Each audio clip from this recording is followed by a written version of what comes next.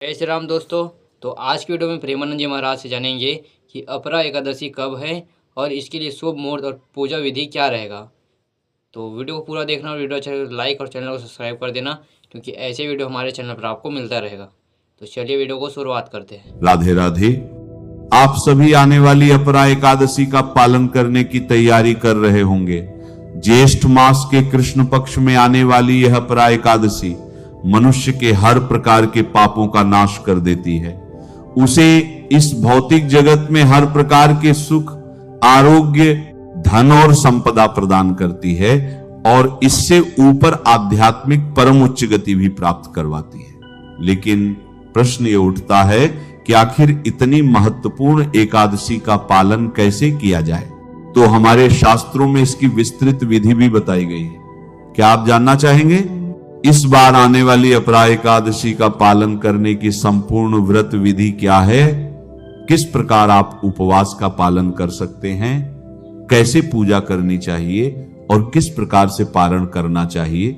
एकादशी के एक दिन पहले यानी दशमी के दिन सूर्यास्त से पहले भोजन ले लेना चाहिए। उसके बाद अपने मुंह, हाथ और दांतों को अच्छे से स्वच्छ करके अपने मन तथा इंद्रियों को नियंत्रित करते हुए परम भगवान श्री कृष्ण पर ध्यान केंद्रित करें और स्वयं को एकादशी व्रत पालन के लिए तैयार करें। एकादशी के दिन प्रातः ब्रह्म मुहूर्त में उठ जाएं।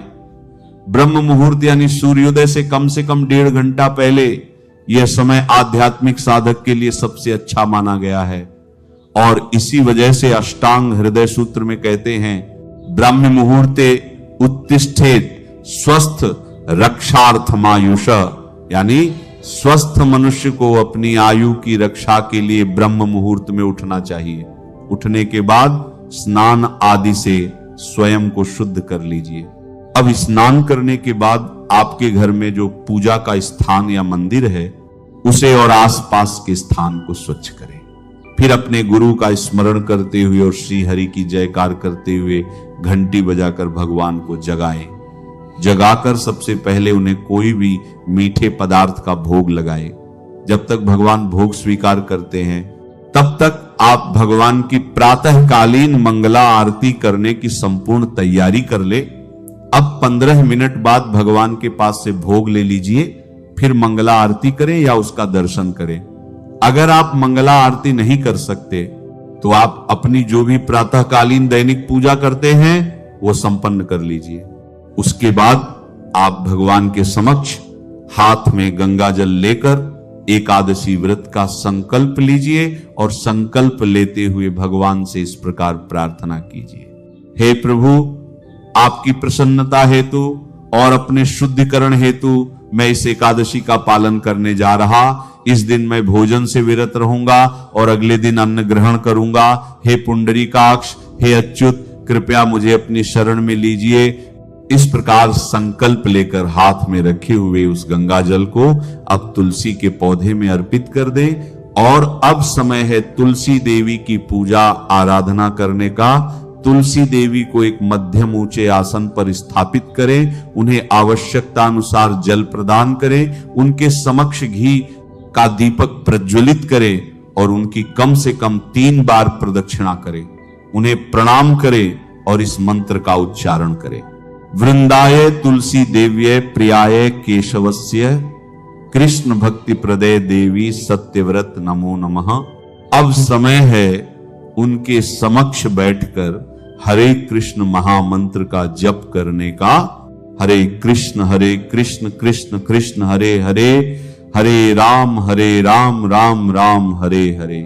इस महामंत्र की अधिक से अधिक संख्या में माला का जप करना चाहिए और यही एकादशी के दिन करने योग्य सबसे महत्वपूर्ण कार्य है। इसीलिए संपूर्ण दिन में या फिर प्रातः काल में इस महामंत्र की कम से कम 10, 16, 25 या 32 माला का जप अवश्य करें। जप समाप्त करने के बाद अब एकादशी की कथा सुने। कथा सुनते हुए अपने मन में भगवान श्रीहरि का स्मरण करें और एकाग्र चित्त होकर एक स्थान पर बैठकर आरंभ से अंत तक ध्यान पूर्वक इस कथा का श्रवण करें। कथा श्रवण के बाद अब आप अपने दैनिक कार्य समाप्त कर सकते हैं। दोपहर या दिन के समय में श्रीमद् भागवत और भगवत गीता का पाठ करें। एकादशी के दिन अधिक से अधिक भगवान श्री कृष्ण की लीलाओं और शिक्षाओं का श्रवण तथा पठन करना चाहिए। भगवान की लीलाएं श्रीमद् भागवत में हैं और शिक्षाएं भगवत गीता में। एकादशी के दिन हम उपवास का पालन करते हैं और ये उपवास 3 प्रकार के होते हैं, निर्जल, सजल और सफल। निर्जल जिसमें एकादशी के संपूर्ण दिन में अन्न और जल दोनों का त्याग किया जाता है। इस दिन पानी की एक बूंद भी नहीं ले सकते। अगले दिन पारण के बाद ही जल और भोजन लिया जाता है। सजल जिसमें आप उपवास में केवल जल लेते हैं, कुछ नहीं। सफल इसका पालन करते समय भक्त जल, दूध, फल, फलों का रस और एकादशी प्रसाद ले सकते हैं। अगर आप नहीं जानते कि इस एकादशी प्रसाद में कौन कौन सी चीजें लेनी चाहिए, क्या खाना चाहिए, क्या नहीं खाना चाहिए, तो ध्यान रखें। यदि आप चाय कॉफी पीते हैं तो प्रयास करें कि एकादशी के दिन चाय कॉफी न पिए। बाहर के कोल्ड ड्रिंक्स, धूम्रपान आदि बिल्कुल भी न लें। इस प्रकार आप अपनी शारीरिक क्षमता और परिस्थिति के अनुसार किसी भी प्रकार का उपवास पालन कर सकते हैं, लेकिन किसी भी स्थिति में अन्न ग्रहण नहीं करना चाहिए। अब संध्या के समय अपने घर में तुलसी देवी की आरती करें। एकादशी के दिन आप जितनी अधिक तुलसी सेवा कर सकें उतनी करनी चाहिए। इस दिन आप प्रातः काल में तुलसी जलदान भी कर सकते हैं। संध्या के समय उनके समक्ष घी या तेल का दीपक प्रज्वलित करें, धूप और पुष्प अर्पित करें और फिर उनके स्तोत्र या आरती करें। मंदिर में भगवान के समक्ष भी दीपक और धूप अर्पित करें। उनके समक्ष बैठकर हरे कृष्ण महामंत्र का कीर्तन करें। परिवार के सदस्यों के साथ बैठकर भगवान की कथा सुने। हमारे शास्त्रों में एकादशी व्रत की रात्रि में जागरण करने के लिए बताया गया है। हरि कथा सुनते सुनाते और भगवान के पवित्र नामों का जप करते हुए जागरण करना चाहिए। यदि कर सकें तो सबसे अच्छा है, लेकिन वास्तविकता यह भी है कि इस समय हम कलयुग में जी रहे हैं। भक्तों को अपने घर, परिवार और ऑफिस की अनेक जिम्मेदारियां भी होती हैं। ऐसे में सभी के लिए जागरण करना संभव नहीं हो पाता, तो ऐसे में आप रात्रि में विश्राम भी कर सकते हैं। जागरण करना अनिवार्य नहीं है, लेकिन विश्राम करते समय मोबाइल का उपयोग न करें, अपितु भगवान का स्मरण और चिंतन करते हुए विश्राम करें और अगले दिन द्वादशी पर फिर से प्रातः ब्रह्म मुहूर्त में उठ जाए। एकादशी व्रत पालन करते हुए 3 दिन यानी दशमी, एकादशी और द्वादशी, इन तीनों तिथियों पर संपूर्ण ब्रह्मचर्य का पालन करना चाहिए। अगले दिन द्वादशी पर पूर्ण विधि विधान और नियमानुसार निर्धारित समय के अंदर ही एकादशी व्रत का पालन करें। सूतक की स्थिति में अगर किसी के घर में सूतक लगा हो, जैसे किसी की मृत्यु या जन्म हुआ हो, तब भी आप एकादशी व्रत कर सकते हैं। बस ध्यान रखें कि इस व्रत की कोई भी पूजा आदि नहीं कर सकते। आप उपवास रख सकते हैं, हरे कृष्ण महामंत्र का अधिक से अधिक जप कर सकते हैं, एकादशी की कथा सुन सकते हैं और भगवत गीता का पाठ कर सकते हैं। द्वादशी पर दूसरे व्रत होने पर पारण विधि, कई बार एकादशी के अगले दिन द्वादशी के साथ त्रयोदशी आ जाती है या प्रदोष व्रत सोमवार, गुरुवार, शुक्रवार आदि का कोई व्रत पड़ जाता है।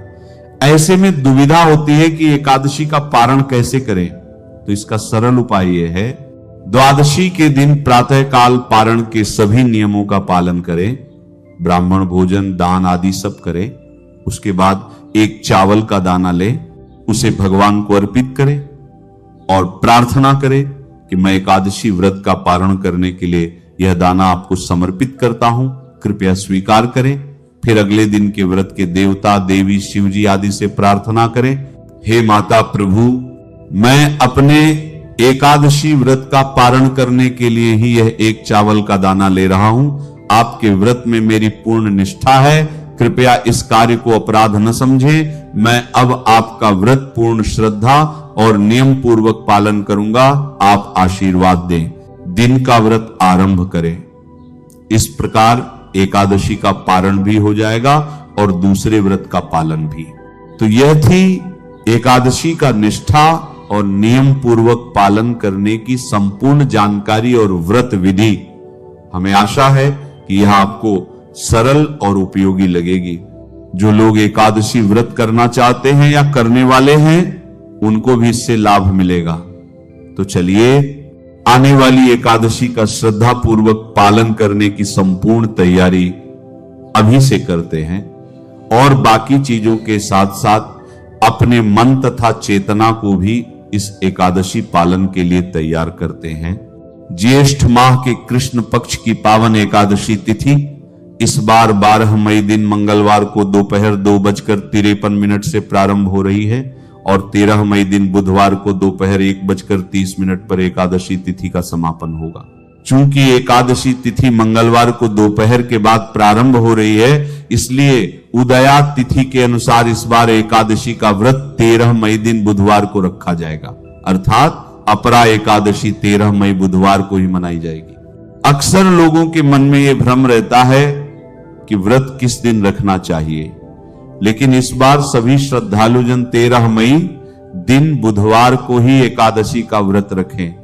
अब द्वादशी तिथि की बात करें तो ये 13 मई दिन बुधवार को दोपहर 1:31 से प्रारंभ होकर 14 मई दिन गुरुवार को सुबह 11:20 पर समाप्त होगी। द्वादशी तिथि के प्रारंभ होते ही हरिवासर भी शुरू हो जाता है। हरिवासर द्वादशी तिथि का प्रथम चरण होता है, जो भगवान विष्णु की भक्ति के लिए अत्यंत शुभ माना गया है। इस समय आप जितना हो सके उतना मंत्र, जाप, भजन, कीर्तन या कथा श्रवण करें। इसका फल अत्यंत पुण्यदायी होता है। अपरा एकादशी व्रत के पारण अर्थात व्रत खोलने का शुभ समय 14 मई दिन गुरुवार को सुबह 5:31 से 8:14 तक रहेगा। ध्यान रखें, व्रत का पारण हमेशा निर्धारित शुभ मुहूर्त के भीतर ही करना चाहिए, तभी इसका पूर्ण फल प्राप्त होता है। कथा के बिना व्रत अधूरा माना गया है, क्योंकि कथा ही वह माध्यम है जिससे हमें उस व्रत की महिमा, उसका रहस्य और उसका फल समझ में आता है। इसीलिए इस पावन अपरा एकादशी के अवसर पर पूर्ण श्रद्धा और भक्ति के साथ इस व्रत कथा का श्रवण करना अत्यंत आवश्यक है। यह केवल एक कहानी नहीं है, बल्कि यह वह दिव्य मार्ग है जो हमें धर्म, भक्ति और मोक्ष की ओर ले जाता है। तो आइए मन को शांत करके भगवान का स्मरण करते हुए और सच्चे भाव के साथ इस पवित्र अपरा एकादशी व्रत कथा का आरंभ करते। ये नैमिषारण्य क्षेत्र की बात है। श्री सूत जी स्वस्थ चित्त से अपने आसन पर विराजमान थे और उस समय भगवान की अमृतमयी लीला कथाओं के रसिक, उसके रस आस्वादन में अत्यंत कुशल ऐसे शौनक आदि ऋषियों ने सूत गोस्वामी को प्रणाम करके उनसे यह प्रश्न पूछा। ऋषियों ने कहा, हे सूत जी, धर्मराज युधिष्ठिर जब मथुरा मंडल में अनिरुद्ध नंदन वज्र का और हस्तिनापुर में अपने पौत्र परीक्षित का राज्याभिषेक करके हिमालय पर चले गए, तब राजा वज्र और परीक्षित ने कैसे कैसे और कौन कौन से कार्य किए। यह सुनकर सूत गोस्वामी ने कहा, हे शौनक आदि ब्रह्मर्षियों, जब धर्मराज युधिष्ठिर इत्यादि पांडवगण स्वर्गारोहण के लिए हिमालय पर चले गए, तब सम्राट परीक्षित एक दिन मथुरा गए। उनकी इस यात्रा का उद्देश्य इतना ही था कि वहां जाकर वे वज्रनाभ से मिलकर आए। जब वज्रनाभ को इस बात का समाचार मिला कि मेरे पिता तुल्य परीक्षित महाराज मुझसे मिलने के लिए आ रहे हैं, तब उनका हृदय प्रेम से भर गया। उन्होंने नगर से आगे बढ़कर उनकी आवभगत की, चरणों में प्रणाम किया और बड़े प्रेम से उन्हें अपने महल में ले आए। वीर परीक्षित भगवान श्री कृष्ण के परम प्रेमी भक्त थे। उनका मन सदैव आनंद घन श्री कृष्ण चंद्र में ही रमा रहता था। उन्होंने भगवान श्री कृष्ण के प्रपौत्र वज्रनाभ का बड़े प्रेम से आलिंगन किया और उसके बाद अंतःपुर में जाकर भगवान श्री कृष्ण की पत्नियों को नमस्कार किया। श्री कृष्ण पत्नियों ने भी सम्राट परीक्षित का अत्यंत सम्मान किया। जब वे आराम से बैठ गए तब उन्होंने वज्रनाभ से कहा, हे वज्रनाभ, आपके पिता और पितामहों ने मेरे पिता और पितामह को बड़े बड़े संकटों से बचाया है। मेरी रक्षा भी उन्होंने ही की है। यह सुनकर वज्रनाभ ने कहा, हे महाराज, आप मुझसे जो कुछ कह रहे हैं वह सर्वथा आपके अनुरूप है। आपके पिता ने भी मुझे धनुर्वेद की शिक्षा देकर मेरा महान उपकार किया है, इसलिए मुझे किसी बात की तनिक भी चिंता नहीं है, क्योंकि उनकी कृपा से मैं क्षत्रियोचित शूरवीरता से भली भांति संपन्न हूं। मुझे चिंता है तो मात्र एक बात की, और वो सच में बहुत बड़ी चिंता है। कृपया आप उसके संबंध में कुछ विचार कीजिए। वह चिंता यह है कि हालांकि मैं मथुरा मंडल के राज्य पर अभिषिक्त हूं, लेकिन फिर भी मैं यहां निर्जन वन में रहता हूं। मुझे इस बात का कुछ भी पता नहीं है कि यहां की प्रजा कहां चली गई, क्योंकि राज्य का सुख तो तभी है जब प्रजा वहां पर रहे। जब वज्रनाभ ने परीक्षित से यह बात कही, तब उन्होंने वज्रनाभ का संदेह दूर करने के लिए झिषि शांडिल्य को बुलाया। झिषि शांडिल्य और कोई नहीं, अपितु वही पहले नंद आदि गोपों के पुरोहित थे। परीक्षित महाराज का संदेश मिलते ही महर्षि शांडिल्य वहां आ पहुंचे। वज्रनाभ ने विधि पूर्वक उनका स्वागत सत्कार किया और वे एक ऊंचे आसन पर विराजमान हुए। उनको सांत्वना देते हुए झिषि शांडिल्य ने कहा, प्रिय परीक्षित और वज्रनाभ, मैं आप लोगों से ब्रज भूमि का एक रहस्य बताता हूं, तुम उसे ध्यान से सुनना। ब्रज शब्द का अर्थ है व्याप्ति, और व्यापक होने के कारण ही इस भूमि का नाम ब्रज पड़ा है। सत्व, रज, तम, इन तीन गुणों से अतीत जो परम ब्रह्म है वही व्यापक है, इसलिए उसे ब्रज कहते हैं। वह सदा आनंद स्वरूप, परम ज्योतिर्मय और अविनाशी है। इस पर ब्रह्म स्वरूप ब्रज धाम में नंदनंदन भगवान श्री कृष्ण का निवास स्थान है। उनका एक एक अंग सच्चिदानंद स्वरूप है, व्याप्त काम है। काम शब्द का अर्थ है कामना, अभिलाषा। ब्रज में भगवान श्री कृष्ण के वांछित पदार्थ हैं, जैसे कि गाय, ग्वाल बाल, गोपियां और उनके साथ लीला विहार इत्यादि, वे सब के सब यहां नित्य प्राप्त हैं, और इसी से श्री कृष्ण को आप्तकाम कहा गया है। भगवान श्री कृष्ण की यह रहस्यमय लीला प्रकृति से परे है। वे जिस समय प्रकृति के साथ खेलने लगते हैं, उस समय दूसरे लोग भी उनकी लीला का अनुभव करते हैं। भगवान की लीला दो प्रकार की है, एक वास्तविक और दूसरी व्यवहारिक। वास्तविक लीला स्वयं संवेद्य है, उसे स्वयं भगवान और उनके रसिक भक्तजन ही जानते हैं, और जीवों के सामने जो लीला होती है वह व्यावहारिक लीला है।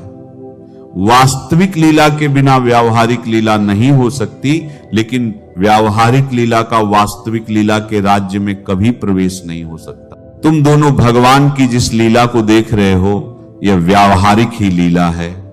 यह पृथ्वी और स्वर्ग आदि लोक इसी लीला के अंतर्गत हैं। इसी पृथ्वी पर यह मथुरा मंडल है, यही वह वर भूमि है जिसमें भगवान की वह वास्तविक रहस्यमय लीला गुप्त रूप से सदैव चलती रहती है। वे कभी कभी प्रेम पूर्ण हृदय वाले रसिक भक्तों को सब ओर दिखने लगती हैं। कभी 28वें द्वापर के अंत में जब भगवान की रहस्य लीला के अधिकारी भक्तजन यहां एकत्रित होते हैं, जैसा कि इस समय भी कुछ काल पहले हुआ था, उस समय भगवान अपने अंतरंग प्रेमियों के साथ अवतार लेते हैं। उनके अवतार का यह प्रयोजन होता है कि रहस्यमय लीला के अधिकारी भक्तजन भी अंतरंग परिकरों के साथ सम्मिलित होकर लीला रस का आस्वादन कर सकें। और इस प्रकार जब भगवान अवतार धारण करते हैं, उस समय भगवान के अभिमत प्रेमी देवता और ऋषि आदि भी सब और अवतार लेते हैं। अभी जो अवतार हुआ था उसमें भगवान अपने सभी प्रेमियों की अभिलाषाएं पूर्ण करके अब अंतर्धान हो चुके हैं, और इससे यह निश्चय होता है कि यहां पहले 3 प्रकार के भक्तजन उपस्थित थे। ऐसा मानने में तनिक भी संदेह की गुंजाइश नहीं है। उन तीनों में प्रथम तो उनकी श्रेणी है जो भगवान के नित्य अंतरंग पार्षद हैं, जिनका भगवान से कभी भी वियोग नहीं होता। दूसरे वे लोग हैं जो एकमात्र भगवान को पाने की इच्छा रखते हैं, उनके अंतरंग लीला में अपना प्रवेश पाना चाहते हैं। और तीसरी श्रेणी में देवता आदि आते हैं। इनमें से जो देवता आदि के अंश से अवतीर्ण हुए थे, उन्हें भगवान ने ब्रज भूमि से हटाकर पहले ही द्वारिका पहुंचा दिया था। फिर जब ब्राह्मणों के श्राप से यदुवंश का संहार करने के लिए सांब के पेड़ से मूसल प्रकट हुआ और उस मूसल के चूर्ण से प्रभास क्षेत्र में एरका नाम की घास उत्पन्न हो गई, उस समय परस्पर कलह होने पर सभी यदुवंशी उन एरकाओं से एक दूसरे को मारकर मर गए। और इस प्रकार भगवान ने उस मूसल के मार्ग से यदुकुल में उत्पन्न हुए देवताओं को स्वर्ग में भेजकर पुनः अपने पद पर स्थापित कर दिया।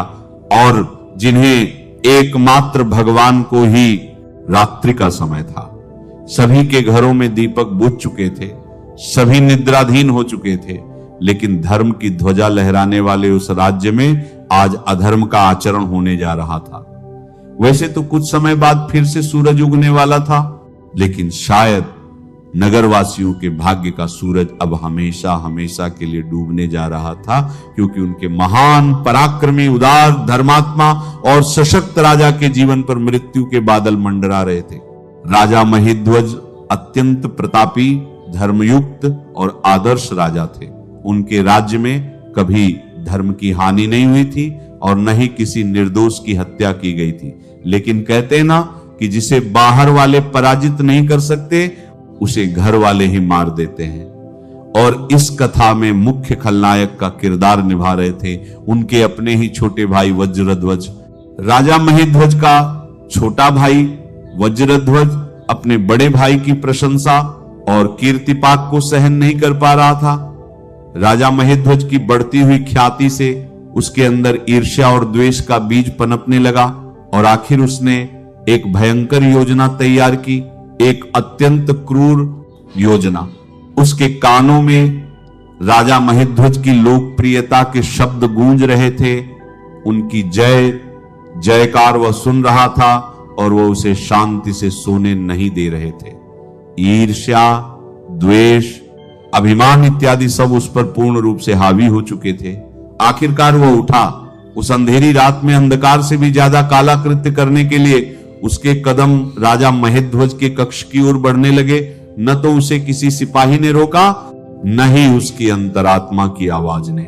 आखिर उसने अपने बड़े भाई राजा महिध्वज के कक्ष में जाकर तलवार के निर्दय प्रहार से सोते हुए अपने भाई की हत्या कर दी।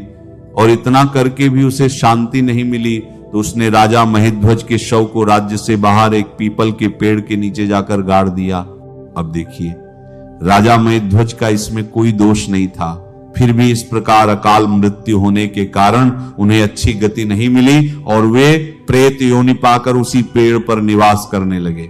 काल का प्रवाह थोड़ा सा बीता और ईश्वर इच्छा से राजा महिध्वज के पुण्य के उदय से एक दिन ऐसा हुआ कि महान ऋषि धौम्य उस राज्य में उसी पीपल के पेड़ के पास से गुजरे। उन्होंने अपने तपोबल से देखा कि इतने महान राजा महिध्वज की आत्मा प्रेत योनि पाकर इस पेड़ पर रह रही थी।